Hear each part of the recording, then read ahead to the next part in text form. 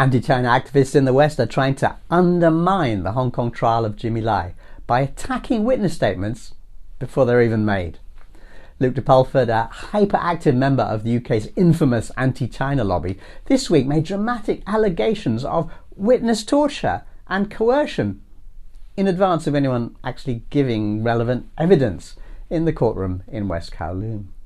Now, the big concern for the UK and US anti-China lobby is the fact that the other people charged in cases directly related to the Jimmy Lai case have pleaded guilty. Yeah, Jimmy Lai's own employees, his team members.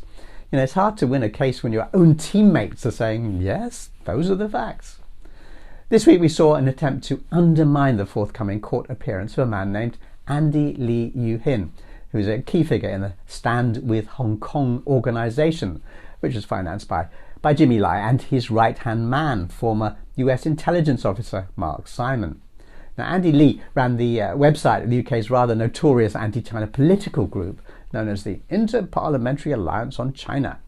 The British media constantly quotes this cluster of anti-China voices, but always forgets to include the crucial information that it is funded by Open Society Foundation, the group through which billionaire George Soros famously plays global politics, and by the N.E.D, that infamous CIA spin-off, and by a Taiwanese foundation, which is, curiously, the BFF of, yes, the self-same N.E.D. So now we know. Now, in his own Hong Kong hearing, what did Andy Lee say? He pleaded guilty, saying, "I agree to the facts and I would like to say sorry." Now, the facts which were not in dispute were these. Jimmy Lai and Mark Simon paid big money for an international propaganda campaign in 2019, attacking Hong Kong and calling for foreign intervention in our community. Now, one can ask, what crime had our community committed? Well, activists with unknown sources of money at the time were committing mayhem month after month, vandalising more than 80 mass transit railway stations, pulling up kilometres of safety railings to use as weapons, and throwing literally thousands of petrol bombs. The Hong Kong authorities tried to stop them. That was Hong Kong's crime, trying to bring the mayhem to a halt. Jimmy Lai's activist group called on the world to punish Hong Kong for this by sanctioning the city and mainland China. Now, as I say, those were the agreed facts from the earlier hearing. De Pulford's words were yesterday printed in the Times of London. Now you've got UK citizens getting prosecuted with confected, coerced testimony and from torture victims. Oh no! De Pulford also says that poor Andy has got no choice to cooperate because he's facing the possibility of being taken back to the mainland where you just disappear. Double oh no! This argument is of course absurd. First, the Hong Kong legal system was set up by the British and still runs with British-style common law. It's all very twee and formal and proper and old-fashioned and elegant. I mean, the lawyers are still required to wear those ridiculous wigs. The rule of law is rightly cherished by the community and is the foundation of a cohesive society. This system does not include torture. It does not include sending political prisoners to the mainland, and it certainly doesn't include making people disappear.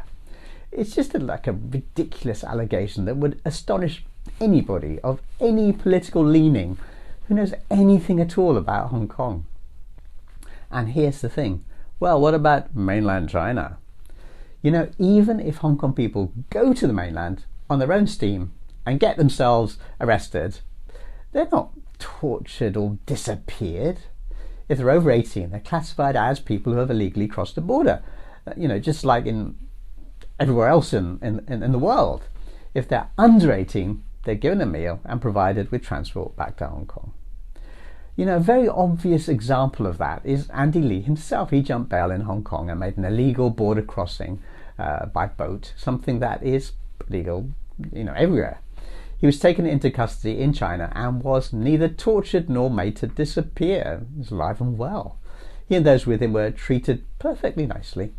in custody in Shenzhen, his place, and all was sent back entirely healthy and unmolested. 2 comments here. First, we note that de Pulford gives not one single word of evidence for his completely wrong-headed portrayal of the legal system. Second, we note that the journalists from the Times of London do not ask for any evidence, nor do they do any fact-checking, nor do they interview anyone else to provide collaboration for these wild allegations. And of course, the journalists are very careful not to provide any alternative view. If they did such a thing, they would be doing journalism. And it seems they don't want to do that. Why are so many people working for Western mainstream media stop doing anything that we can recognise as actual journalism? I have no idea. But journalism is important. Journalism matters. The truth is still the truth, even if everyone is saying the opposite. A lie is still a lie, even if the whole world believes it. That's why you and I have to keep speaking up. I'll be returning to this topic.